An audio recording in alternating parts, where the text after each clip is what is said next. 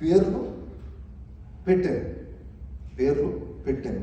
ఇప్పుడు ఇదే విధానం అబ్రహాం జీవితంలోనికి మనం పెట్టి చూసాం. ఇదే ఫార్ములాని అబ్రహాం జీవితంలోనికి పెట్టి చూసామనుకోండి. ఆయనను పిలిచెను, వేరుపరిచెను, అటు తరువాత పేరు మార్చెను కదా. ఇదే ఫార్ములా ఉంటుంది. ఆదికాండం 1వ అధ్యాయంలో సృజించి వేరుపరిచి ఆయన పేరు పెట్టాను. మొదటి 4 వచనాలు చదువుకుంటే, 5, 6 వచనాలు చదువుకుంటే మీకు ఈ 3 శబ్దాలు వినిపిస్తాయి, ఈ 3 పదాలు కనిపిస్తాయి.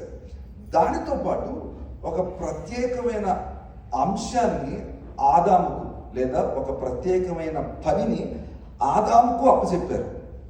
భూమిలో నుండి ఆయన జంతువులన్నిటినీ నిర్మించి, భూమిలో నుండి మట్టిలో నుండి ఆయన జంతువులన్నిటిని నిర్మించి ఆదాము యొద్దకు తీసుకుని వచ్చి ఆయన వాటికి ఏ పేర్లు పెడతారా అని చెప్పి చూశారంట కదా. మనం ఆ వచనం చదువుతాం. ఊరికే ఆ మాట ఒక్కసారి చదువుతాం. నేను చాలా తక్కువ సమయాన్ని తీసుకుంటాను, ప్రతిసారి ఇంతే చెప్తాను. కానీ ఈరోజు కొంత కుదించే ప్రయత్నం